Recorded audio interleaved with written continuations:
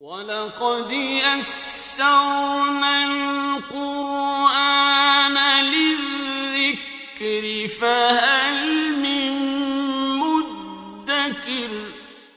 الحمد لله رب العالمين والصلاة والسلام على أشرف الأنبياء والمرسلين أما بعد فأعوذ بالله من الشيطان الرجيم من همزه ونفخه ونفثه بسم الله الرحمن الرحيم رب اشرح لي صدري ويسر لي أمري واحلل عقدة من لساني يفقه قولي اللهم انفعنا بما علمتنا وعلمنا ما ينفعنا وزدنا علما وبشر عباد الذين يستمعون القول فيتبعون أحسنه أولئك الذين هداهم الله وأولئك هم أولو الألباب أعوذ بالله من الشيطان الرجيم ألم تر إلى الذين نهوا عن النجوى ثم يعودون لما نهوا عنه ويتناجون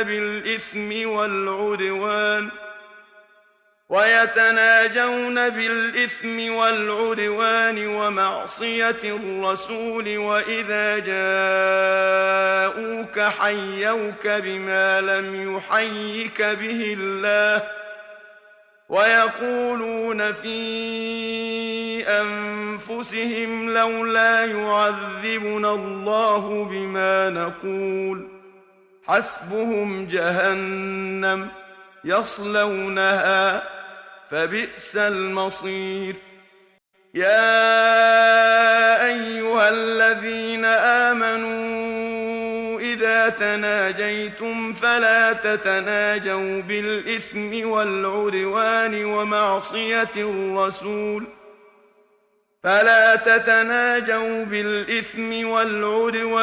ومعصية الرسول وتناجوا بالبر والتقوى واتقوا الله الذي إليه تحشرون إنما النجوى من الشيطان ليحزن الذين آمنوا وليس بضارهم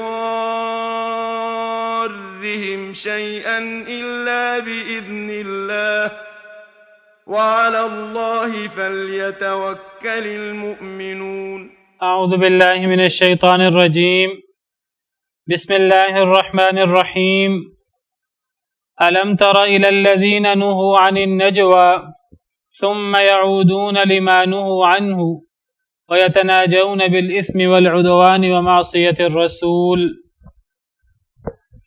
کیا نہیں آپ نے دیکھا ان لوگوں کی طرف جنہیں روکا گیا سرگوشی سے ثم يعودون لما نهوا عنه پھر وہ لوٹتے ہیں اس کی طرف جس سے انہیں روکا گیا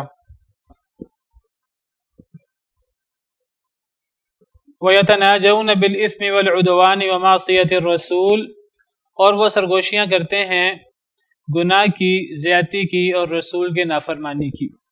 یہ منافقوں کی اور جو منافقوں کے سردار تھے، جو منافقوں کے بڑے تھے، شیطان یہودی، ان کے بارے میں ہے کہ وہ جب مسلمانوں کو دیکھتے، نبی کریم صلی اللہ علیہ وسلم کو دیکھتے تو وہ سرگوشی شروع کر دیتے۔ سرگوشی کرنے سے مقصد نبی کریم صلی اللہ علیہ وسلم کو، صحابہ کرام کو تکلیف دینا تھا، یہ ظاہر کرنا تھا کہ جیسے یہ دو لوگ اپنے سامنے موجود شخص کے بارے میں بات کر رہے ہیں، یا یہ دو لوگ یا یہ کئی لوگ جو آپس میں سرگوشی کر رہے ہیں چپکے چپکے، یہ ہمیں نہیں بتا رہے، یہ کسی ایسے دشمن کے بارے میں بات کر رہے ہیں جو دشمن حملہ آور ہونا چاہتا ہے مدینہ منورہ پر۔ تو ایسا وہ ظاہر کرتے تھے مسلمانوں کو ڈرانے کے لیے، مسلمانوں کو تنگ کرنے کے لیے۔ تو انہیں روک دیا گیا کہ سرگوشی نہیں کرنی، اگر کوئی ایک شخص یا زیادہ لوگ موجود ہیں تو سرگوشی نہیں کرنی، خاص طور پر سرگوشی ایسی ہو جو گناہ کی ہو، زیادتی کی ہو، رسول کے نافرمانی کی ہو، وہ تو گناہ در گناہ ہو جاتا ہے، تو سرگوشی سے روکا گیا۔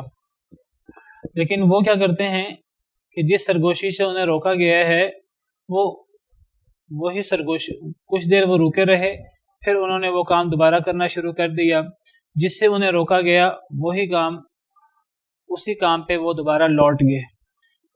پھر وہ لوٹتے ہیں اس کی طرف جس سے انہیں روکا گیا، اور وہ سرگوشی کرتے ہیں گناہ کی، زیادتی کی اور رسول کے نافرمانی کی۔ وَإِذَا جَاءُوكَ حَيَّوْكَ بِمَا لَمْ يُحَيِّكَ بِهِ اللَّهُ، اور جب وہ آپ کے پاس آتے ہیں تو وہ آپ کو تحفہ دیتے ہیں ساتھ اس چیز کے جو نہیں تحفہ دیا آپ کو جس کے ساتھ اللہ نے۔ جب وہ آپ کے پاس آتے ہیں تو آپ کو اس انداز سے سلام کہتے ہیں جس انداز سے اللہ نے آپ کو سلام نہیں کہا۔ وَيَقُولُونَ فِي أَنفُسِهِمْ، اور وہ کہتے ہیں اپنی جانوں میں، اپنے آپ میں، اپنے دلوں میں، لَوْلَا يُعَذِّبُنَ اللَّهُ بِمَا نَقُولُ، کیوں نہیں عذاب دیتا ہمیں اللہ تعالیٰ ساتھ اس کے جو ہم کہہ رہے ہیں۔ تو وہ نبی کریم صلی اللہ علیہ وسلم کو اس انداز سے سلام کہتے کہ جس انداز سے اللہ نے حکم نہیں دیا۔ اللہ نے تو حکم دیا کہ السلام علیکم کہا جائے، الف لام کے ساتھ السلام علیکم یا سلام علیکم، تو وہ یہ کہنے کی بجائے السلام علیکم کہتے ہیں، جس کا مطلب کہ السلام علیکہ کی بجائے السلام علیکہ کہ آپ پر موت ہو، السلام کی بجائے السام لام کے بغیر۔ تو وہ آپ کو اس انداز سے سلام کرتے ہیں، تحفہ دیتے ہیں جو اللہ نے آپ کو تحفہ نہیں دیا۔ سلام تحفہ ہے ایک مسلمان کا دوسرے مسلمان کو، تو لیکن وہ اس انداز سے سلام کرتے ہیں جو اللہ نے سلام نہیں کیا، جس کا اللہ نے حکم نہیں دیا، اور انہیں پتہ ہے کہ وہ غلط کام کر رہے ہیں لیکن وہ دیدہ دلیری سے غلط کام کرتے ہیں، اور غلط کام کر کے پھر اپنے دلوں میں کہتے ہیں کہ لولا يعذبنا اللہ بما نقول، کہ جو ہم کہہ رہے ہیں اللہ ہمیں اس پہ عذاب کیوں نہیں دیتا۔ وہ چڑھانے کے لیے مسلمانوں کو، یا اپنے دل میں وہ کہتے تھے کہ اللہ تعالیٰ ہمیں اس پر عذاب کیوں نہیں دیتا۔ تو اس سے پتہ لگا کہ انسان کو اسی انداز سے کام کرنا چاہیے جس انداز سے اللہ تعالیٰ نے حکم دیا۔ اللہ تعالیٰ نے اگر حکم دیا ہے ایک دوسرے کو تحفہ دینے کا کہ انسان سلام کرے ایک دوسرے کو، تو جس انداز سے اللہ نے حکم دیا ہے سلام کرنے کا اسی انداز سے سلام کرنا چاہیے۔ اللہ تعالیٰ نے اگر السلام علیکم، السلام علیک، السلام علیکہ یا السلام علیکم کا حکم دیا ہے تو یہی کہنا چاہیے۔ اس کو بدل کر اپنے من مانے الفاظ نفرت کے لیے، بغض ظاہر کرنے کے لیے وہ استعمال نہیں کرنے چاہیے۔ اور اس سے یہ بھی پتہ لگا کہ اگر ایک انسان اللہ کی نافرمانی کا کام کرے، سری نافرمانی کا کام کرے، تو ضروری نہیں ہے کہ اس پر فوری عذاب آ جائے۔ کئی دفعہ عذاب جلدی آ جاتا ہے، کئی دفعہ جلدی عذاب نہیں آتا، عذاب لیٹ ہوتا ہے۔ عذاب لیٹ ہونے سے آزمائش ہوتی ہے، اور بعض دفعہ کوئی شخص جو دیدہ دلیری سے وہ گناہ کر رہا ہوتا ہے وہ اسی بات کو دلیل بنا لیتا ہے، وہ کہتا ہے کہ اگر میں غلط ہوں تو مجھ پر اللہ کا عذاب کیوں نہیں آ رہا۔ وہ اپنے دلوں میں کہتے تھے کیوں نہیں عذاب دے رہا ہمیں اللہ ساتھ اس کے جو ہم کہتے ہیں۔ حسبہم جہنم یصلونہا، اللہ فرماتے ہیں کہ کافی ہے انہیں جہنم، یصلونہا وہ اس میں داخل ہوں گے، ان کے لیے جہنم کی سزا کافی ہے، ہمیشہ کے لیے آگ میں جلیں گے، یہ ان کے لیے سزا کافی ہے، وہ جہنم میں داخل ہوں گے۔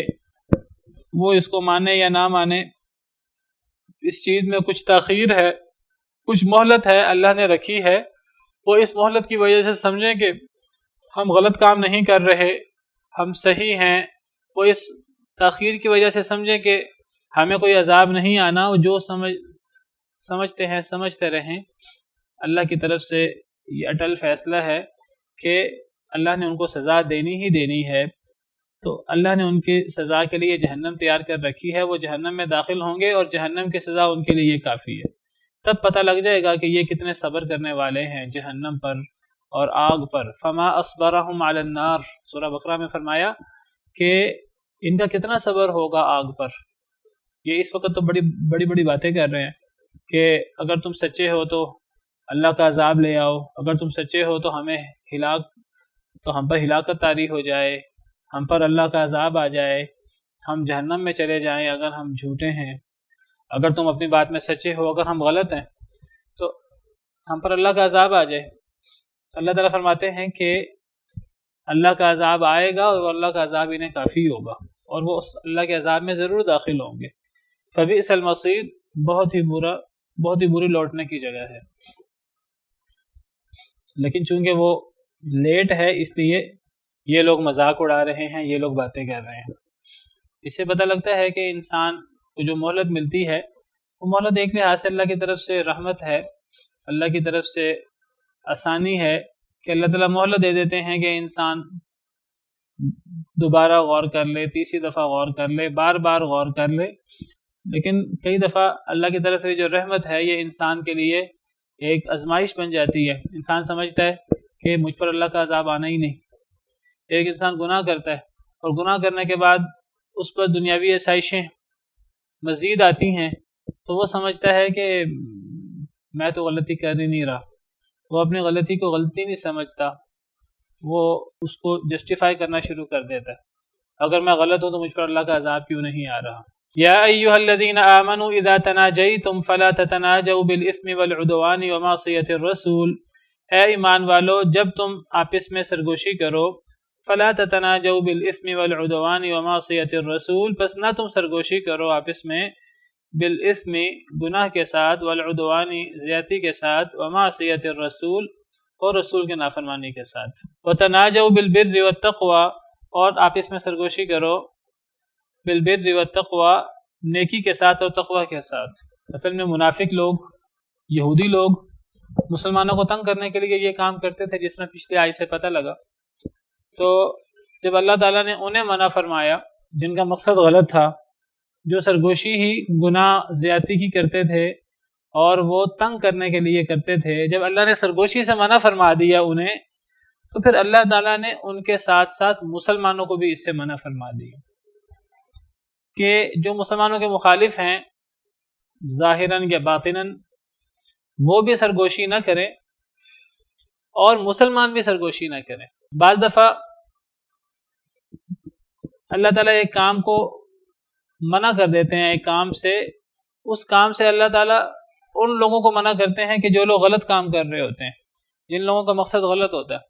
لیکن بعض دفعہ کچھ لوگوں کا مقصد غلط نہیں ہوتا، اللہ تعالیٰ انہیں بھی منع کر دیتے ہیں ایک کام سے، حالانکہ وہ لوگ اس کام کا غلط استعمال نہیں کر رہے ہوتے۔ لیکن اگر اللہ تعالیٰ ان کو منع نہ کریں تو دوسرے لوگ بھی منع نہیں ہوں گے، تو اللہ تعالیٰ بعض دفعہ سد ذریعہ کے طور پر ایک چیز کو منع کر دیتے ہیں۔ غلط لوگ غلط کام سے رک جائیں، غلط لوگ ایک کام سے رک جائیں، تو اس کے لیے بعض دفعہ اللہ تعالیٰ ایسے لوگوں کو بھی اس کام سے روک دیتے ہیں کہ جو لوگ در حقیقت وہ کام نہیں کر رہے ہوتے۔ اب مسلمان جو ہیں وہ سرگوشی کرتے تھے، لیکن مسلمان آپس میں گناہ زیادتی کی، رسول کی نافرمانی کی سرگوشی نہیں کرتے تھے۔ مسلمان جب آپس میں سرگوشی کرتے تھے تو وہ دوسرے مسلمانوں کو تنگ کرنے کے لیے سرگوشی نہیں کرتے تھے۔ کبھی دو لوگ بیٹھے ہیں، انہوں نے آپس میں چپکے سے بات کی، تو مسلمان اس طرح کر کے جو ہے کسی کو چڑھانے کے لیے، غلط مقصد کے لیے یہ کام نہیں کرتے تھے۔ لیکن سد ذریعہ کے طور پر جب مخالفین کو روکا تو مسلمانوں کو بھی اسے روک دیا۔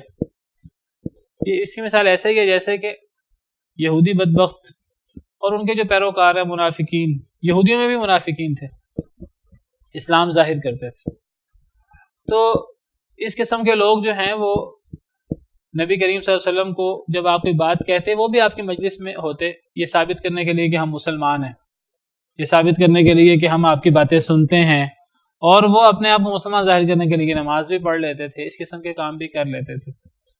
تو نبی کریم صلی اللہ علیہ وسلم کوئی بات کہتے تو وہ یہ کہنے کے لیے کہ جی آپ ذرا اپنی بات دوبارہ دہرا دیں، آپ ذرا ہمارا دھیان کریں، ہمیں بات سمجھ نہیں آئی، ذرا بات دوبارہ دہرا دیں، وہ اس مقصد کے لیے لفظ راعینہ استعمال کرتے تھے۔ کیا لفظ استعمال کرتے تھے؟ راعینہ۔ راعینہ کا مطلب، لفظی مطلب ہے کہ ہمارا دھیان کیجیے۔ مسلمان بھی یہ بات کہتے راعینہ، اور جو منافق قسم کے لوگ تھے، یہودی بدبختوں میں بھی اس طرح کے لوگ تھے، تو وہ جو ہے وہ اپنا غلط مقاصد پورے کرنے کے لیے وہ بھی راعینہ کہتے، لیکن وہ راعینہ کو تھوڑا سا زبان کو مروڑ کر، زبان کو کھینچ کر ادا کرتے، تو وہ راعینہ، جس کا مطلب ہمارا چرواہا یا ہمارا احمق بے وقوف شخص، نعوذ باللہ والعیاذ باللہ، تو وہ اس سے اپنا غلط مقصد پورا کرتے تھے۔ تو اللہ تعالیٰ نے مسلمانوں کو روک دیا کہ مسلمان لفظ راعینہ نہ ادا کرے، حالانکہ مسلمان وہ لفظ راعینا غلط مقصد سے نہیں کہتے تھے، وہ تو زبان کو مروڑ کر نہیں کہتے تھے، وہ تو راعینا رعایت رکھیں ہماری، راعینا رعایت سے ہے، وہ اسی طرح اس کو جو اصل لفظ ہے وہ ادا کرتے، لیکن یہودی منافق بدبخت وہ اس سے اپنے غلط مقاصد پورے کرتے۔ اللہ نے یہ نہیں فرمایا کہ جو لوگ اس مقصد سے کہتے ہیں وہ اس مقصد سے نہ کہیں، اللہ نے سب کو منع کر دیا۔ یا ایھا الذین آمنوا لا تقولوا راعینا وقولوا انظرنا واسمعوا، اے ایمان والو راعینا نہ کہو بلکہ راعینا کی بجائے لفظ انظرنا استعمال کر لو۔ انظرنا کا مطلب بھی وہی ہے جو راعینا کا مطلب ہے، مفہوم دونوں کا ایک ہے۔ راعینا کا مطلب ہماری رعایت کریں، ہمارا دھیان کریں، اور انظرنا ہم پہ نظر کرم کریں، تھوڑی ہم پہ توجہ کریں، یعنی ہمارا دھیان کریں، معنی دونوں کا ایک ہی ہے، نتیجہ ایک ہی ہے۔ لیکن انظرنا کو جتنا مرضی وہ زبان بڑوڑ کر الٹا سیدھا کر کے ادا کریں گے تو اس سے وہ اپنے غلط مقاصد حاصل نہیں کر سکیں گے۔ اللہ تعالیٰ نے یہودیوں منافقوں کو روکنے کے ساتھ ساتھ مسلمانوں کو بھی روک دیا۔ اس کو کہتے ہیں سد ذریعہ۔ سد ذریعہ کے طور پر ایک غلط چیز روکنے کے لیے بعض دفعہ ایسے لوگوں کو بھی روک دیا جاتا ہے جن کا مقصد غلط نہیں ہوتا۔ اگر کسی علاقے میں فتنہ فساد ہو رہا ہو اور لوگ آپس میں لڑ رہے ہوں کسی جگہ پر، تو اگر وہ رستہ بند کر دیا جائے، اصل میں تو وہاں جانے سے ان لوگوں کو روکنا چاہیے جو شر پسند ہو اور جو ہے فتنہ فساد پھیلائیں، لیکن جب اس جگہ جانے سے لوگوں کو منع کر دیا جاتا ہے تو اس جگہ جانے سے بعض دفعہ ایسے لوگوں کو بھی منع کر دیا جاتا ہے جو فتنہ پرور نہیں ہوتے، تو اس کو کہتے ہیں سد ذریعہ۔ تو سد ذریعہ کے طور پر یہاں مسلمانوں کو بھی سرگوشی کرنے سے روک دیا گیا ہے۔ کہا کہ اے ایمان والو جب تم آپس میں سرگوشی کرو تو گناہ، زیادتی اور رسول کے نافرمانی کی سرگوشی نہ کرو۔ سرگوشی کرنی ہے تو پھر نیکی اور تقوی کی سرگوشی کرو۔ انسان سرگوشی کر سکتا ہے، لیکن انسان سرگوشی کرے تو وہ نیکی اور تقوی کی اچھی بات کی سرگوشی کرے، تو گناہ کی، زیادتی کی اور رسول کے نافرمانی کی سرگوشی نہ کرو۔ واتقوا اللہ الذی الیہ تحشرون، ڈر جاؤ اللہ تعالیٰ سے، وہ اللہ جس کی طرف تم اکٹھے کیے جاؤ گے۔ تو اللہ سے ڈرو اور اللہ سے ڈر کر اللہ کے احکامات کو مان لو اور اللہ کو ناراض کرنے والے کام نہ کرو۔ تو غلط کام کی سرگوشی کرنے سے ویسے ہی روک دیا گیا۔ ایک انسان غلط کام علل اعلان کرے، ایک بندہ جو ہے وہ غلط سازشیں، غلط قسم کے پروگرام علانیہ بنائے، یا ایک بندہ غلط قسم کے پروگرام سرگوشیوں میں بنائے، دونوں صورتوں میں ناجائز۔ ایک بندہ گناہ کی بات سرگوشیوں میں کرے، ایک بندہ جو ہے وہ حق کے خلاف سازشیں سرگوشیوں میں کرے۔ علل اعلان کرنا بھی منع ہے، سرگوشی میں بھی کرنا منع ہے۔ رسول کے نافرمانی علل اعلان کرنا بھی منع ہے، سرگوشی میں بھی کرنا منع ہے۔ اللہ کو تو علانیہ کا بھی پتہ ہے، اللہ کو سرگوشی کا بھی پتہ ہے۔ جب لوگ سرگوشی کرتے ہیں اللہ تب بھی ان کے ساتھ ہوتے ہیں، وہ 2 ہوں 4 ہوں جتنے بھی ہوں۔ تو ایک انسان علانیہ طور پر اگر اس کو نیک کام کرنے کا حکم ہے تو اس کو سرگوشی میں بھی نیک کام کی سرگوشی کرنے کا حکم ہے۔ وہ چھپ چھپا کر گناہ کی بات نہیں کر سکتا، چھپ چھپا کر رسول کے نافرمانی کی بات نہیں کر سکتا۔ انسان کو اللہ سے ڈرنا چاہیے، اس اللہ سے ڈر جاؤ جس کی طرف تم اکٹھے کیے جاؤ گے۔ اگر تم اللہ کی بات نہیں مانو گے تو پھر تمہیں اللہ کے حضور پیش تو ہونا ہے، وہاں پھر تمہیں بھگتنا پڑے گا۔ تو گناہ کی سرگوشی نہیں ہونی چاہیے، وہ کوئی بھی نہ کرے۔ نیکی اور تقوی کی سرگوشی اس کی اجازت ہے، لیکن یہ جو اجازت ہے نیکی اور تقوی کی سرگوشی، یہاں بھی اللہ تعالیٰ نے منع کر دیا۔ چاہے 2 لوگ غلط چیز کی سرگوشی نہیں بھی کر رہے، 3 لوگ ہیں تو 3 لوگوں میں سے اگر 2 لوگ سرگوشی کریں، چاہے وہ 2 لوگ تیسرے بندے کے خلاف سرگوشی نہیں کر رہے، حدیث مبارکہ میں 3 لوگوں کی موجودگی میں 2 کو سرگوشی کرنے سے روک دیا گیا، چاہے وہ گناہ کی سرگوشی نہ بھی ہو۔ وہ اس لیے روک دیا گیا کہ تیسرا بندہ یہ نہ سمجھے، اس کو یہ غلط فہمی نہ ہو کہ یہ کہیں میرے بارے میں تو بات نہیں کر رہے۔ اگر یہ میرے بارے میں بات نہیں کر رہے ہوتے، کسی اور بارے میں بات کر رہے ہوتے تو یہ اونچی آواز سے بات کر لیتے، یہ مجھ سے چھپا کر کیوں بات کر رہے ہیں۔ تیسرا بندہ اس غلط فہمی میں مبتلا ہو تو اس غلط فہمی سے بچنے کے لیے دل میں کسی کے خلاف میل آئے، کسی کے خلاف جو ہے وہ بد ظنی آئے، تو اللہ تعالیٰ نے منع کر دیا کہ نبی کریم صلی اللہ علیہ وسلم نے منع کر دیا کہ 2 لوگ جو ہیں وہ 3 لوگ اگر ہوں تو 2 لوگ سرگوشی نہیں کر سکتے، چاہے وہ سرگوشی گناہ کی نہ بھی ہو، چاہے وہ سرگوشی ایک جائز کام کی بھی ہو تو جائز کام کی سرگوشی بھی نہیں ہو سکتی۔ تو حدیث مبارکہ ہے، میں حدیث مبارکہ آپ کے سامنے پیش کر دیتا ہوں۔ تو صحیح بخاری کے اندر یہ حدیث ہے، امام بخاری نے باب قائم کیا ہے کہ 3 لوگ ہوں تو 2 لوگ سرگوشی نہ کریں، اور اس باب کے اندر انہوں نے پہلے قرآن کریم کی آیتیں بیان کی ہیں۔ امام بخاری کا انداز ہے کہ وہ باب کے اندر قرآن کریم کی آیت ذکر کرتے ہیں شروع میں، پھر نیچے حدیث لاتے ہیں، اور وہ حدیث لا کر جو ہے وہ اس سے قرآن کریم کی آیت کی تائید کے طور پہ اس حدیث کو پیش کرتے ہیں، اور بتاتے ہیں کہ احادیث مبارکہ قرآن کریم کی تشریح، قرآن کریم کی تفسیر کرتی ہیں۔ نبی صلی اللہ علیہ وسلم نے قرآن کریم کی تشریح کی ہے، قرآن کریم کا بیان آپ نے کیا ہے۔ تو یہ جو آیات ہیں، یہی سورہ مجادلہ کی جو ہم پڑھ رہے ہیں، یہی آیت کریمہ امام بخاری لائے ہیں۔ پھر اس کے بعد انہوں نے حدیث بیان کی ہے کہ حضرت عبداللہ بن عمر رضی اللہ عنہ فرماتے ہیں کہ نبی کریم صلی اللہ علیہ وسلم نے فرمایا اذا کانوا ثلاثۃ، جب 3 لوگ ہوں فلا یتناجا اثنان دون الثالث، تو تیسرے کو چھوڑ کر 2 لوگ سرگوشی نہ کریں۔ اگر تیسرے کو چھوڑ کر 2 لوگ سرگوشی کریں گے، یہاں اب یہ گناہ کی سرگوشی کی بات نہیں ہو رہی، یہاں اب ایک جائز سرگوشی سے بھی منع کیا جا رہا ہے۔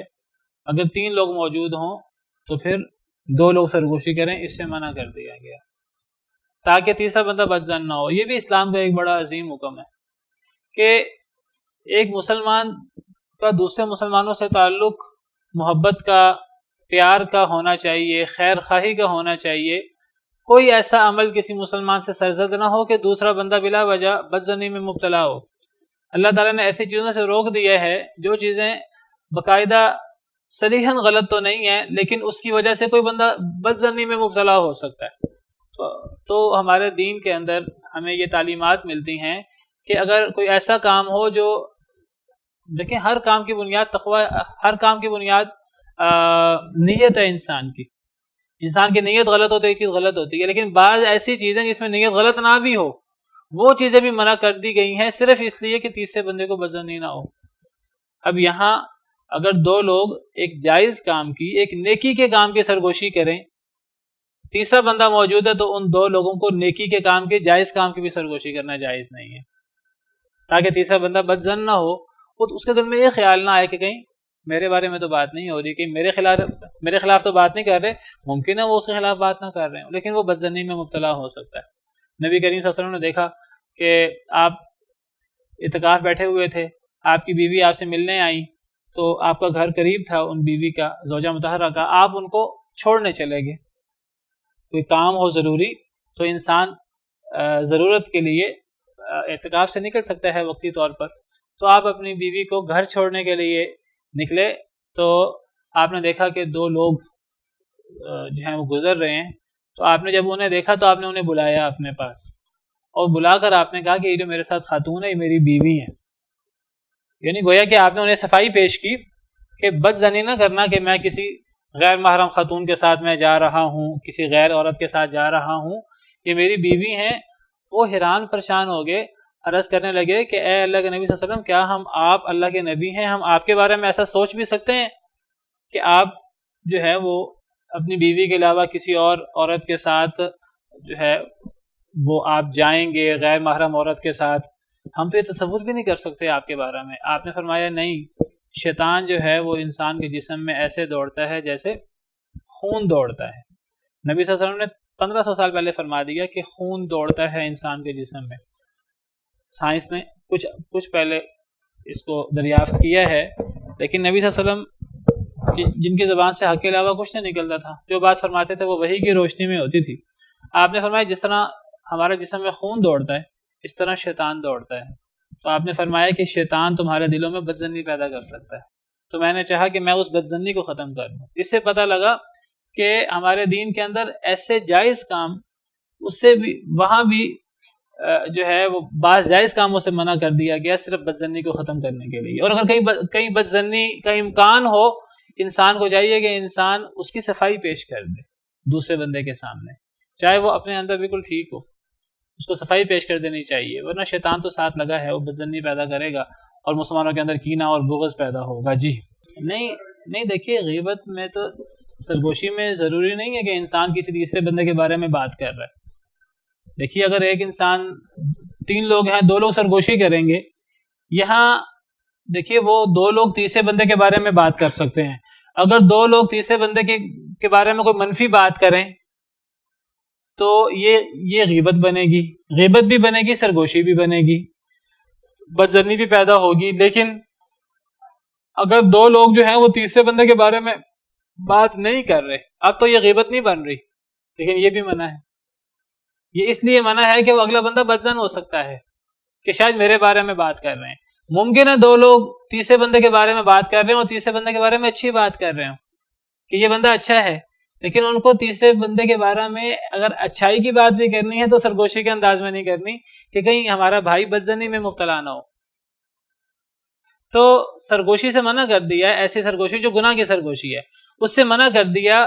نیکی اور تقوی کی سرگوشی جائز ہے, بالکل انسان کر سکتا ہے, لیکن اگر 3 لوگ ہوں تب 2 لوگ سرگوشی نہیں کر سکتے.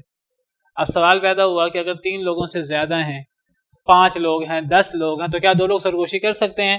ہاں جی, اگر 10 لوگ ہوں, زیادہ لوگ ہوں تو سرگوشی کی جا سکتی ہے, جس کے اندر کسی ایک بندے کو بھی یہ خدشہ لاحق نہ ہو کہ میرے بارے میں بات ہو رہی ہے. اب اتنے لوگ ہیں تو 2 لوگ, باقی لوگ تھوڑا سا دور بیٹھے ہیں, 2 لوگ آپس میں قریب بیٹھے ہیں, وہ ایک آپس میں بات کر لیتے ہیں ایک دوسرے سے آہستہ آواز میں. تو اب 10 بندے ہیں تو اب وہاں یہ مغالطہ نہیں ہو سکتا کہ یہ لازماً کسی ایک ہی کے بارے میں بات کر رہے ہیں, تو اس کی اجازت موجود ہے جی. یا 3 کے بارے میں, یعنی جہاں بھی, یا میں کہتا ہوں اگر وہ 3 لوگوں سے زیادہ ہوں, اب 2 لوگ جو ہیں وہ اب 10 لوگ ہیں, 2 لوگ ایک بندے کی طرف اشارہ کر کے بات کریں, یہ بھی منع ہو جائے گا چاہے لوگ زیادہ ہوں. اگر لوگ زیادہ ہوں پھر سرگوشی کرنا جائز ہے. 3 لوگوں میں 2 لوگوں کی سرگوشی کرنا جائز نہیں ہے. اگر لوگ زیادہ ہوں تو جائز ہوگا, لیکن اگر زیادہ لوگوں میں بھی یہ مسئلہ پیدا ہو جائے, وہ سرگوشی کریں, ساتھ ساتھ اشارے کریں, یہ ساتھ ساتھ ایک بندے کو دیکھتے رہیں اور اس کے بارے میں سرگوشی کریں, وہاں پھر یہ مسئلہ پیدا ہو سکتا ہے. اصل مقصد ہے کہ المؤمنون والمؤمنات بعضهم اولیاء بعض. اصل بات ہے کہ مومن کے لیے ایک جسم کی طرح ہے, ایک عمارت کی طرح ہے, اور ایک مسلمان کو دوسرے مسلمان سے محبت ہونی چاہیے. ایسے اعمال ہونے چاہیے جس سے محبت بڑھے, ایسے اعمال نہیں ہونے چاہیے جس سے دوسرا بندہ بدظنی میں مبتلا ہو, اس کے دل میں بغض آئے کہ یہ میرے بارے میں بات کر رہا ہے. تو فرمایا کہ ان معاملات میں اللہ سے ڈر جاؤ جس اللہ کی طرف تم اکٹھے کیے جاؤ گے. دیکھیں چھوٹی چھوٹی باتیں, اسلام کتنی چھوٹی چھوٹی باتوں کو اہمیت دیتا ہے, اور اس کا اصل میں مقصد یہ ہے کہ مسلمان بھائی آپس میں ایک دوسرے سے محبت کرنے والے ہوں, ایک دوسرے کے بارے میں اچھے جذبات رکھنے والے ہوں. سلام کرنے کا حکم بھی اسی لیے ہے, اچھی بات کرنے کا حکم بھی اسی لیے ہے, غیبت سے بھی اسی لیے منع کیا گیا. انما النجوى من الشیطان لیحزن الذین آمنوا ولیس بضارهم شیئا الا باذن اللہ. سوائے اس کے کہ نہیں, سرگوشی تو شیطان کی طرف سے ہوتی ہے. لیحزن الذین آمنوا, تاکہ وہ غمگین کر دے ایمان والوں کو. سرگوشی شیطان کی طرف سے ہوتی ہے. کون سی سرگوشی؟ یہ جو غلط سرگوشی ہوتی ہے, اچھی سرگوشی نہیں. یہاں غلط سرگوشی کی بات ہے, یہاں اس سرگوشی کی بات ہے جو غلط لوگ, یہودیوں کے جو ہیں وہ ٹاؤٹ منافق لوگ جو ہیں, وہ جو غلط قسم کی گناہ کی, زیادتی کی, رسول کے نافرمانی کی سرگوشیاں کرتے تھے, وہ مراد ہیں. آیت کے سیاق اس بات سے پتہ لگ رہا ہے کہ سوائے اسے کہ نہیں, سرگوشی تو شیطان کی طرف سے ہوتی ہے. لیحزن الذین آمنوا, تاکہ وہ سرگوشی غمگین کر دے ایمان والوں کو. یعنی ایسی سرگوشی جس طرح منافق لوگ, یہودی لوگ کرتے تھے, مسلمانوں کو دیکھتے تو ان کو دیکھ کر سرگوشی شروع کر دیتے. تو اب وہ مسلمان سمجھتے کہ ہمارے خلاف بات ہو رہی ہے, ہمیں پوائنٹ آؤٹ کیا جا رہا ہے, یا پھر کوئی خبر ہے دشمن کی, دشمن آ رہا ہے, اب یہ چپ کے بات کر رہے ہیں. تو مسلمان پریشان ہوتے, اس سے مسلمان غمگین ہوتے. تو اللہ نے فرمایا کہ یہ چونکہ سرگوشی مسلمانوں کو غمگین کرتی ہے, تو یہ سرگوشی شیطان کی طرف سے ہے. یہ جو غلط سرگوشی ہے, یہ جو غلط لوگوں کی سرگوشی ہے, وہ جو نیکی تقوی کی سرگوشی ہے, یہاں وہ مراد نہیں ہے. وہ تب منع ہے جب 3 لوگ ہوں, یا وہ تب منع ہے جب ایک بندہ بدظن ہو رہا ہو, تب وہ منع ہے, ورنہ وہ سرگوشی منع نہیں ہے. اگر زیادہ لوگوں کو, پھر وہ سرگوشی منع نہیں ہے. جو نیکی اور تقوی کی ہو, جو جائز بات کی ہو, وہ منع نہیں ہے. لیکن ناجائز بات کی سرگوشی تو ہر صورت میں منع ہے. 3 لوگ ہوں, 10 لوگ ہوں, جتنے بھی لوگ ہوں, وہ شیطانی کام ہے, وہ شیطان کی طرف سے ہوتی ہے. سوائے اس کے کہ نہیں سرگوشی تو شیطان کی طرف سے ہے. لیحزن الذین آمنوا تاکہ وہ غمگین کر دے ان لوگوں کو جو ایمان لائے. یہ چیزیں عورتوں میں زیادہ ہوتی ہیں، کسر پسر، تو عورتوں کو اس چیز سے بچنا چاہیے، مردوں کو بھی بچنا چاہیے. وَلَيْسَ بِضَارِّهِمْ شَيْئًا إِلَّا بِإِذْنِ اللَّهِ، اور نہیں یہ چیز نقصان دینے والی انہیں کچھ بھی مگر اللہ کے حکم سے. اللہ تعالیٰ فرماتے ہیں کہ یہ جتنی مرضی سرگوشی کر لیں، یہ سرگوشی جو منافق کرتے ہیں، یہودی کرتے ہیں، یہ جو غلط قسم کی سازشیں کرتے ہیں مسلمانوں کے خلاف، اور یہ جو اس سے مسلمان غمگین ہوتے ہیں، تو یہ شیطان کی طرف سے سرگوشیاں ہوتی ہیں مسلمانوں کو غمگین کرنے کے لیے. لیکن یہ بات یاد رکھیں مسلمان کہ اگر اللہ کے روکنے سے یہ منافق نہیں رکتے، اللہ کے روکنے سے یہ یہودی نہیں رکتے، تو نہ رکیں. یہ سرگوشیاں کر کر کے مسلمانوں پر غالب نہیں آ جائیں گے. یہ سرگوشی انہیں کوئی نقصان نہیں دے سکتی مسلمانوں کو. کیوں نہیں نقصان دے سکتی؟ کیونکہ مسلمانوں کے ساتھ اللہ ہے، اللہ مسلمانوں کا مددگار ہے. یہ سرگوشی کیا، یہ بڑی بڑی سازشیں کر لیں، یہ بڑے بڑے پیسے خرچ کر لیں، یہ اتنی بڑی بڑی سازشیں کریں کہ جن سازشوں سے، جن چالوں سے پہاڑ جو ہے وہ اس کو گرا سکیں، یہ اتنی بڑی بڑی سازشیں کر لیں سرگوشی چھوڑ کر، تو یہ مسلمانوں کو نقصان نہیں دے سکتے. وَإِن كَانَ مَكْرُهُمْ لِتَزُولَ مِنْهُ الْجِبَالُ، اللہ تعالیٰ فرماتے ہیں جو مسلمانوں کے مخالفین ہیں وہ ہمیشہ مکر کرتے رہے ہیں، ہمیشہ سازشیں کرتے رہے ہیں. وَقَدْ مَكَرُوا مَكْرَهُمْ، یہ لوگ اپنا مکر کرتے رہے. وَعِندَ اللَّهِ مَكْرُهُمْ، ان کا مکر تو اللہ کے پاس ہے. وَإِن كَانَ مَكْرُهُمْ لِتَزُولَ مِنْهُ الْجِبَالُ، اگرچہ یہ اتنے بڑے بڑے مکر کیوں نہ کریں جس سے پہاڑ ایک جگہ سے دوسری جگہ منتقل ہو جائے، جس سے پہاڑ گر جائے، پہاڑ زائل ہو جائے. اتنی بڑی بڑی سازشیں بھی کریں، اتنی بڑی بڑی چالیں بھی چلیں کہ جس سے پہاڑ زائل ہو جائے، تو پھر بھی ان کا مکر مسلمانوں کو نقصان دینے والا نہیں ہے. تو فرمایا کہ یہ سرگوشی کرتے ہیں، ٹھیک ہے، یہ سرگوشی سے مسلمان غمگین ہوتے ہیں، ہمارے خلاف بات ہو رہی ہے، ہمارے بارے میں بات ہو رہی ہے، ان کو سرگوشی نہیں کرنی چاہیے، یہ شیطانی عمل ہے. لیکن اگر یہ نہیں رکتے تو یہ سرگوشی کر کے اپنے آپ کو نقصان پہنچائیں گے، یہ مسلمانوں کو نقصان نہیں دے سکتے. انسان گناہ کر کے، انسان اللہ کے نافرمانی کر کے دوسرے کو نقصان نہیں دیتا، اپنے آپ کو نقصان دیتا ہے. اللہ تعالیٰ فرماتے ہیں کہ یہ یہودی، یہ منافق قسم کے لوگ یہ مسلمانوں کے خلاف سرگوشی کر کے ان کو غمگین کر کے انہیں نقصان نہیں دے سکتے. ہاں، اگر اللہ نے ہی لکھا ہوا ہے تقدیر میں کہ اللہ نے آزمائش کرنی ہے مسلمانوں کی، ایک الگ بات ہے، وہ اللہ کا حکم ہے.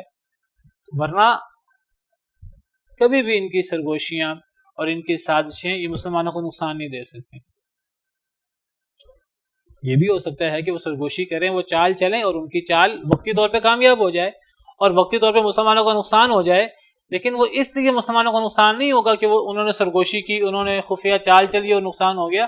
اصل میں اللہ کو آزمائش مقصود تھی. الا باذن اللہ، مگر اللہ کی اجازت سے، مگر اللہ کے حکم سے. اگر کچھ لوگ چال چلتے ہیں مسلمانوں کے خلاف اور چال چل کے کئی مسلمانوں کو شہید کرنے میں کامیاب ہو جاتے ہیں، تو اللہ نے چاہا کہ کچھ لوگوں کی موت آ جائے تو وہ مسلمانوں کو شہید کرنے میں کامیاب ہو جائیں گے. اگر اللہ نے نہ چاہا تو کچھ بھی نہیں کر سکتے. تو فرمایا کہ یہ جو لوگ گناہ کی، زیادتی کی، رسول کے نافرمانی کی سرگوشی کرتے ہیں مسلمانوں کو تکلیف دینے کے لیے، مسلمانوں کو غم میں ڈالنے کے لیے، تو یہ سرگوشی شیطان کی طرف سے ہوتی ہے. شیطان ان کو اس بات پر ورغلاتا ہے کہ وہ ان سے یہ کام کروائے. یہ شیطانی عمل ہے. فرمایا کہ لیکن اس شیطانی عمل کا نقصان مسلمانوں کو نہیں ہے، اس شیطانی عمل کا نقصان انہی لوگوں کو ہے. ان احسنتم احسنتم لانفسکم وان اسأتم فلہا، اگر تم اچھا کام کرو تو تم اپنے آپ کے لیے اچھا کام کرو گے. وان اسأتم، اگر تم برا کام کرو گے، فلہا، تو اپنے نفس کے خلاف یہ برا کام کرو گے، اس کا وبال برا کام کرنے والے پر ہی پڑے گا. ایک اور آیت کریمہ میں فرمایا ومن ضل فانما يضل علیہا من اهتدى. یہ جو غلط سرگوشی ہے، یہ جو غلط لوگوں کی سرگوشی ہے، وہ جو نیکی تقوی کی سرگوشی ہے، یہاں وہ مراد نہیں ہے. وہ تب منع ہے جب 3 لوگ ہوں، یا وہ تب منع ہے جب ایک بندہ بدزن ہو رہا ہو، تب وہ منع ہے، ورنہ وہ سرگوشی منع نہیں ہے. اگر زیادہ لوگوں کو پھر وہ سرگوشی منع نہیں ہے. جو نیکی اور تقوی کی ہو، جو جائز بات کی ہو، وہ منع نہیں ہے. لیکن ناجائز بات کی سرگوشی تو ہر صورت میں منع ہے. 3 لوگ ہوں 10 لوگ ہوں جتنے بھی لوگ ہوں وہ شیطانی کام ہے, وہ شیطان کی طرف سے ہوتی ہے. سوائے اسے کہ نہیں سرگوشی تو شیطان کی طرف سے ہے. لِيَحْزُنَ الَّذِينَ آمَنُوا تاکہ وہ غمگین کر دے ان لوگوں کو جو ایمان لائے. یہ چیزیں عورتوں میں زیادہ ہوتی ہیں, خسر پسر, تو عورتوں کو اس چیز سے بچنا چاہیے, مردوں کو بھی بچنا چاہیے. وَلَيْسَ بِضَارِّهِمْ شَيْئًا إِلَّا بِإِذْنِ اللَّهِ اور نہیں یہ چیز نقصان دینے والی انہیں کچھ بھی مگر اللہ کے حکم سے. اللہ تعالیٰ فرماتے ہیں کہ یہ جتنی مرضی سرگوشی کر لیں, یہ سرگوشی جو منافق کرتے ہیں, یہودی کرتے ہیں, یہ جو غلط قسم کی سازشیں کرتے ہیں مسلمانوں کے خلاف, اور یہ جو اس سے مسلمان غمگین ہوتے ہیں, تو یہ شیطان کی طرف سے سرگوشیاں ہوتی ہیں مسلمانوں کو غمگین کرنے کے لیے. لیکن یہ بات یاد رکھیں مسلمان کہ اگر اللہ کے روکنے سے یہ منافق نہیں رکتے, اللہ کے روکنے سے یہ یہودی نہیں رکتے, تو نہ رکیں. یہ سرگوشیاں کر کر کے مسلمانوں پر غالب نہیں آ جائیں گے. یہ سرگوشی انہیں کوئی نقصان نہیں دے سکتی مسلمانوں کو. کیوں نہیں نقصان دے سکتی؟ کیونکہ مسلمانوں کے ساتھ اللہ ہے, اللہ مسلمانوں کا مددگار ہے. یہ سرگوشی کیا, یہ بڑی بڑی سازشیں کر لیں, یہ بڑے بڑے پیسے خرچ کر لیں, یہ اتنی بڑی بڑی سازشیں کریں کہ جن سازشوں سے, جن چالوں سے پہاڑ جو ہے وہ اس کو گرا سکیں, یہ اتنی بڑی بڑی سازشیں کر لیں سرگوشی چھوڑ کر, تو یہ مسلمانوں کو نقصان نہیں دے سکتے. وَإِن كَانَ مَكْرُهُمْ لِتَزُولَ مِنْهُ الْجِبَالُ اللہ تعالیٰ فرماتے ہیں جو مسلمانوں کے مخالفین ہیں وہ ہمیشہ مکر کرتے رہے ہیں, ہمیشہ سازشیں کرتے رہے ہیں. وَقَدْ مَكَرُوا مَكْرَهُمْ یہ لوگ اپنا مکر کرتے رہے. وَعِنْدَ اللَّهِ مَكْرُهُمْ ان کا مکر تو اللہ کے پاس ہے. وَإِن كَانَ مَكْرُهُمْ لِتَزُولَ مِنْهُ الْجِبَالُ اگرچہ یہ اتنے بڑے بڑے مکر کیوں نہ کریں جس سے پہاڑ ایک جگہ سے دوسری جگہ منتقل ہو جائے, جس سے پہاڑ گر جائے, پہاڑ زائل ہو جائے, اتنی بڑی بڑی سازشیں بھی کریں, اتنی بڑی بڑی چالیں بھی چلیں کہ جس سے پہاڑ زائل ہو جائے, تو پھر بھی ان کا مکر مسلمانوں کو نقصان دینے والا نہیں ہے. تو فرمایا کہ یہ سرگوشی کرتے ہیں, ٹھیک ہے, یہ سرگوشی سے مسلمان غمگین ہوتے ہیں, ہمارے خلاف بات ہو رہی ہے, ہمارے بارے میں بات ہو رہی ہے, ان کو سرگوشی نہیں کرنی چاہیے, یہ شیطانی عمل ہے. لیکن اگر یہ نہیں رکتے تو یہ سرگوشی کر کے اپنے آپ کو نقصان پہنچائیں گے, یہ مسلمانوں کو نقصان نہیں دے سکتے. انسان گناہ کر کے, انسان اللہ کے نافرمانی کر کے دوسرے کو نقصان نہیں دیتا, اپنے آپ کو نقصان دیتا ہے. اللہ تعالیٰ فرماتے ہیں کہ یہ یہودی, یہ منافق قسم کے لوگ یہ مسلمانوں کے خلاف سرگوشی کر کے ان کو غمگین کر کے انہیں نقصان نہیں دے سکتے. ہاں اگر اللہ نے ہی لکھا ہوا ہے تقدیر میں کہ اللہ نے آزمائش کرنی ہے مسلمانوں کی, ایک الگ بات ہے, وہ اللہ کا حکم ہے, ورنہ کبھی بھی ان کی سرگوشیاں اور ان کی سازشیں یہ مسلمانوں کو نقصان نہیں دے سکتی. یہ بھی ہو سکتا ہے کہ وہ سرگوشی کریں, وہ چال چلیں اور ان کی چال وقتی طور پہ کامیاب ہو جائے اور وقتی طور پہ مسلمانوں کو نقصان ہو جائے, لیکن وہ اس لیے مسلمانوں کو نقصان نہیں ہوگا کہ وہ انہوں نے سرگوشی کی, انہوں نے خفیہ چال چلی اور نقصان ہو گیا. اصل میں اللہ کو آزمائش مقصود تھی. الا باذن اللہ, مگر اللہ کی اجازت سے, مگر اللہ کے حکم سے. اگر کچھ لوگ چال چلتے ہیں مسلمانوں کے خلاف اور چال چل کے کئی مسلمانوں کو شہید کرنے میں کامیاب ہو جاتے ہیں, تو اللہ نے چاہا کہ کچھ لوگوں کی موت آ جائے تو وہ مسلمانوں کو شہید کرنے میں کامیاب ہو جائیں گے. اگر اللہ نے نہ چاہا تو کچھ بھی نہیں کر سکتے. انما یہتدی لنفسی, جو ہدایت یافتہ ہوتا ہے وہ اپنے ذات کے لیے ہدایت یافتہ ہوتا ہے. ومن ضل فانما یضل علیہا, جو گمراہ ہوتا ہے وہ اپنے نفس کے خلاف گمراہ ہوتا ہے. انسان کی گمراہی دوسرے پر نہیں پڑتی, انسان کی گمراہی کا نقصان انسان کی اپنی ذات کو ہوتا ہے. اسی طرح جب کوئی شخص کسی کے بارے میں چالیں چلتا ہے, برے ارادے رکھتا ہے, کوئی بندہ دوسرے کے لیے گھڑک ہوتا ہے, قرآن کریم میں اللہ تعالیٰ فرماتے ہیں کہ جو دوسروں کے لیے برا چاہتا ہے تو اس کا دوسرے کے لیے برا چاہنا دوسرے کو نقصان نہیں دیتا, بلکہ دوسرے کے لیے برا چاہنا اسے خود اپنی ذات کو نقصان دیتا ہے. قرآن کریم کی آیت ہے, اللہ تعالیٰ نے فرمایا وَلَا يَحِيقُ الْمَكْرُ السَّيِّئُ إِلَّا بِأَهْلِهِ, سورہ فاطر آیت نمبر 43. اللہ تعالیٰ فرماتے ہیں کہ یہ لوگ جو چالیں چلتے ہیں مسلمانوں کے خلاف, یہ تکبر کرتے ہوئے اور برائی کا ارادہ رکھتے ہیں مسلمانوں سے, فرمایا وَلَا يَحِيقُ الْمَكْرُ السَّيِّئُ إِلَّا بِأَهْلِهِ, یہ جو برا مکر ہے, بری چال ہے, اس کا وبال بری چال چلنے والوں پر ہی پڑتا ہے. یہ جو ہم اردو محاورے میں کہتے ہیں جو کسی کے لیے گڑھا کھوتا ہے وہ اس گڑھے میں خود گرتا ہے، یہ قرآن کریم کی آیت کریمہ کا مفہوم ہے۔ جو بندہ کسی کے بارے میں بری چال چلتا ہے، برا ارادہ کرتا ہے، کسی کے بارے میں بری سرگوشی کرتا ہے، سرگوشیوں میں کسی کے خلاف چال چلتا ہے، تو اس چال کا وبال اسی پر پڑتا ہے، دوسرے بندے کو اس سے نقصان نہیں ہوتا۔ ہاں نقصان ہو سکتا ہے دوسرے بندے کو، تو تب نقصان ہو سکتا ہے اگر اللہ کی مرضی ہو، اگر اللہ کی مرضی نہ ہو تو نقصان نہیں ہو سکتا، ہوگا وہی جو اللہ چاہے گا۔ جب ہونا وہی جو اللہ نے چاہنا ہے، اللہ مسلمانوں کے ساتھ ہوتے ہیں، اللہ مسلمانوں کے مددگار ہوتے ہیں، تو مسلمانوں کے مخالف اگر مسلمانوں کا اللہ سے رابطہ مضبوط ہے، اگر ان کا اللہ سے تعلق مضبوط ہے، اللہ کی وہ کما حقوق عبادت کرتے ہیں اور اللہ کے وہ حقیقی دوست ہیں، اللہ تعالیٰ جو اچھے مسلمان ہیں انہیں اپنا دوست قرار دیتے ہیں۔ انما ولیکم اللہ ورسولہ والذین آمنوا، تمہارا دوست تو اللہ ہے اور اللہ کا رسول اور ایمان والے ہیں۔ تو جس کا اللہ دوست ہے تو انہیں دشمنوں کی سرگوشیاں اور دشمنوں کی سازشیں کیسے نقصان دے سکتی؟ کبھی نقصان نہیں دے سکتی۔ ہاں اگر کبھی نقصان ہوگا بھی وقتی طور پر، تو وہ اللہ نے جو آزمائش کرنی ہوگی وہ آزمائش جو ہے وہ ہو جائے گی، اللہ نے آزمائش کرنی ہوگی تو نقصان ہو جائے گا، ورنہ کبھی نقصان نہیں ہوگا۔ یہ سرگوشی ہو یا بڑی بڑی چال ہو یا یہ مال خرچ کریں اپنا، اللہ تعالیٰ فرماتے ہیں دیکھیے دنیا میں سب سے زیادہ جو سازشیں کرتے ہیں، جو سب سے زیادہ مسلمانوں کے خلاف ہیں، یہودی مشرک لوگ اور یہودی، یہ سب سے زیادہ مسلمانوں کے خلاف ہوتے ہیں۔ اللہ تعالیٰ فرماتے ہیں کہ یہ جتنے مسلمانوں کے خلاف ہو جائیں، اگر مسلمانوں کا اللہ سے تعلق مضبوط ہے تو یہ یہودی کبھی مسلمانوں کو تکلیف نہیں دے سکتے، کبھی نقصان نہیں پہنچا سکتے۔ لن یضروکم الا اذی، اللہ تعالیٰ فرماتے ہیں یہودیوں کے بارے میں کہ یہ کبھی تمہیں نقصان نہیں دے سکتے، الا اذی، مگر تھوڑی سی تکلیف۔ وَإِن يُقَاتِلُوكُمْ يُوَلُّوكُمُ الْأَدْبَارَ، اگر کبھی یہ تم سے لڑ پڑیں تو یہ خود ہی پیٹھیں پھیر کر بھاگیں گے، ثُمَّ لَا يُنصَرُونَ، پھر ان کی مدد نہیں ہوگی۔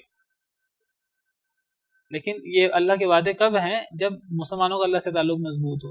اگر مسلمان بھی انہیں کے نقش قدم پر چل رہے ہیں تو پھر اللہ نے کیوں مدد کرنی ہے؟ تو میں ذکر کر رہا تھا کہ یہ تو سرگوشی ہے، اللہ فرماتے ہیں سرگوشی تمہیں نقصان نہیں دے گی۔ میں کہتا ہوں کہ مسلمانوں کے سارے دشمن اکٹھے ہو جائیں، اور سارے دشمن اکٹھے ہو کے جتنی چالیں چلنی ہیں چل لیں، جتنا محاصرہ کرنا ہے مسلمانوں کا محاصرہ کر لیں، اور جتنا مال خرچ کرنا ہے وہ مال خرچ کر لیں، پھر بھی وہ مسلمانوں کو نقصان نہیں دے سکتے۔ لیکن کب؟ جب مسلمان اپنے ایمان میں، اپنے اسلام میں پختہ ہوں تو، ورنہ نہیں۔ یعنی اگر اللہ ان کا مددگار ہے تو، اگر اللہ مددگار ہے پھر مسلمانوں کو کوئی ڈر نہیں ہونا چاہیے۔ لیکن اگر مسلمانوں کو اللہ سے تعلق مضبوط نہیں ہے تو پھر انسان کو کوئی بھی نقصان پہنچ سکتا ہے۔ وَأَنْتُمُ الْأَعْلَوْنَ إِن كُنتُم مُؤْمِنِينَ، تم ہی غالب ہوگے اگر تم مومن ہو تو۔ لَن يَضُرُّوكُمْ إِلَّا أَذًى، یہ یہودی تمہیں کبھی نقصان نہیں دے سکتے۔ اللہ تعالیٰ فرماتے ہیں ایک اور آیت میں سورہ آل عمران میں، وَإِن تَصْبِرُوا وَتَتَّقُوا لَا يَضُرُّكُمْ كَيْدُهُمْ شَيْئًا، اگر تم صبر کرو اور اگر تم اللہ سے ڈرو تو تمہیں ان کی چال کوئی نقصان نہیں دے سکتی۔ لَا يَضُرُّكُمْ كَيْدُهُمْ شَيْئًا، اگر تم، یہ شرط اگر تم صبر کرو اور اللہ سے ڈرو تو، اگر تم صبر کرو اور تقوی اختیار کرو تو تمہیں ان کی چال کوئی نقصان نہیں دے سکتی۔ تو یہ مطلب ہے وَلَيْسَ بِضَارِّهِمْ شَيْئًا إِلَّا بِإِذْنِ اللَّهِ، کہ یہ سرگوشیاں مسلمانوں کو غمگین تو کر سکتی ہیں، نقصان نہیں دے سکتی۔ ہاں اگر اللہ کا حکم ہو تو ایک الگ بات ہے۔ سرگوشی چھوڑیں، یہ لوگ جادو کر گزریں، جو کچھ کرنا ہے کر لیں، جادو تک مسلمانوں کو نقصان نہیں دے سکتا۔ اللہ تعالیٰ نے فرمایا ہے جو جادو کی آیت ہے اس میں اللہ تعالیٰ فرماتے ہیں کہ وَمَا هُمْ بِضَارِّينَ بِهِ مِنْ أَحَدٍ إِلَّا بِإِذْنِ اللَّهِ، جادوگر بھی وہ کسی کو نقصان نہیں دے سکتا مگر اگر اللہ کا حکم ہو تو۔ جادو کی تاثیر ہوتی ہے، جادو کرنا کرانا کفر ہے، لیکن جادوگر کسی کو نقصان نہیں دے سکتا، ہاں اگر اللہ کا حکم ہو تو دے سکتا ہے، ورنہ نہیں دے سکتا۔ اللہ تعالیٰ تو فرماتے ہیں کہ یہ جتنی چالیں چلیں مسلمانوں کے خلاف، اگر مسلمانوں کا اللہ سے تعلق مضبوط ہے، کہ جتنا مال خرچ کریں گے، جتنی چالیں چلیں گے، جتنی کوششیں کریں گے، یہ ساری کوششیں ان کے لیے حسرت بن جائیں گی۔ قرآن کریم کی آیت ہے کہ یہ ان کی یہ ساری سازشیں، یہ ساری کوششیں، یہ سارا مال خرچ کرنا، یہ ان کے لیے حسرت بن جائے گا۔ سورہ انفال میں ہے ان الذین کفروا ينفقون اموالهم ليصدوا عن سبیل اللہ، کافر لوگ اپنے مال خرچ کرتے ہیں تاکہ مسلمانوں کو اللہ کے دین سے روک دیں۔ آج امریکہ کتنا روپیہ پیسہ خرچ کرتا ہے، اسرائیل، امریکہ، عیسائی، یہودی، ہندو، کتنا مال خرچ کرتے ہیں، کتنی چالیں چلتے ہیں مسلمانوں کو اللہ کے دین سے دور کرنے کے لیے، اور مال خرچ کرتے ہیں۔ اللہ فرماتے ہیں کہ کافر لوگ مال خرچ کریں گے، کافر لوگ مال خرچ کرتے ہیں لیصدوا عن سبیل اللہ، تاکہ مسلمانوں کو اللہ کے راستے سے روک دیں۔ فسینفقونھا، اللہ فرماتے ہیں کہ یہ عنقریب مال خرچ کرتے رہیں گے۔ ثم تکون علیہم حسرۃ ثم یغلبون، پھر یہ مال خرچ کرنا ان کے لیے حسرت بن جائے گا، پھر مغلوب بھی یہی ہوں گے۔ جتنا مال خرچ کریں گے، جتنی چالیں چلیں گے، تو یہ مال خرچ کرنا ان کے لیے حسرت ہو جائے گا کہ ہم نے اتنا مال خرچ کیا، فائدہ نہیں ہوا، ہمیں نقصان ہوا، اور پھر مغلوب بھی یہی ہوں گے دنیا میں۔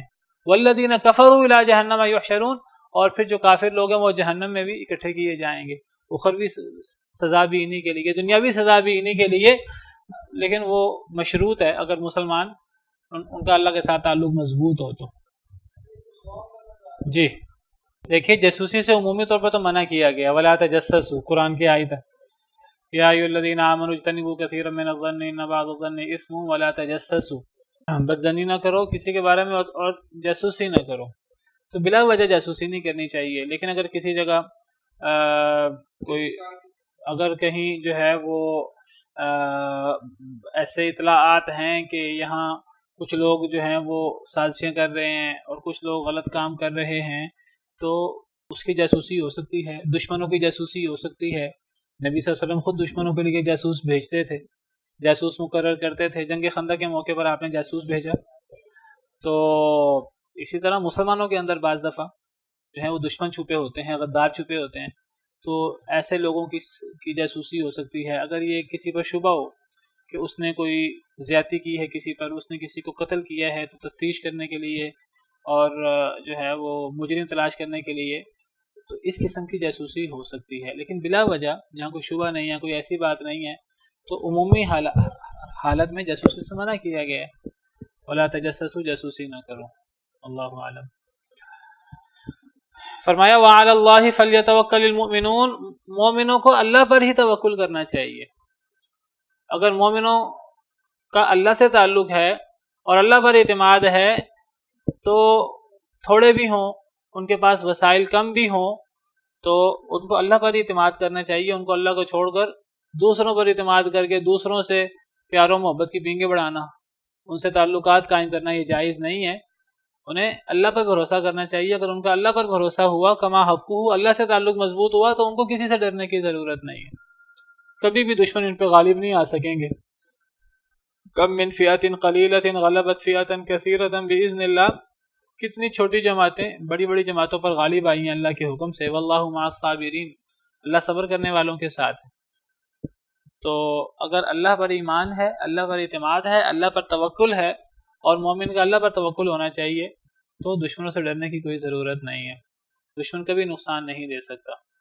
غلبہ ایمان کا ہوگا، غلبہ مسلمانوں کا ہوگا، اور ضروری نہیں ہے کہ یہ ایمان کا اور مسلمانوں کا غلبہ تب ہوگا جب ساتھ رسول ہو، جب ساتھ نبی ہو۔ نبی کے ساتھ بھی وعدہ ہے اللہ کا غلبہ کا، اور اللہ کا یہ غلبے کا وعدہ نیک لوگوں کے ساتھ بھی ہے۔ کتب اللہ لاغلبن انا ورسلی، اللہ نے یہ بات لکھ دی ہے کہ میں اور میرا رسول غالب آئیں گے۔ یہ بھی بات موجود ہے، اور یہ بھی موجود ہے قرآن میں، وَلَقَدْ كَتَبْنَا فِي الزَّبُورِ مِن بَعْدِ الذِّكْرِ أَنَّ الْأَرْضَ يَرِثُهَا عِبَادِيَ الصَّالِحُونَ، اس زمین کے وارث میرے نیک بندے ہوں گے۔ تو یہاں کوئی رسول کی شرط نہیں ہے۔ اسی طرح جو میں نے آیت پڑھی تھی وَأَنْتُمُ الْأَعْلَوْنَ إِن كُنتُم مُؤْمِنِينَ، تم ہی غالب ہوگے اگر تم مومن ہو۔ تو یہاں کوئی رسول کی شرط نہیں ہے، ایمان کی شرط ہے۔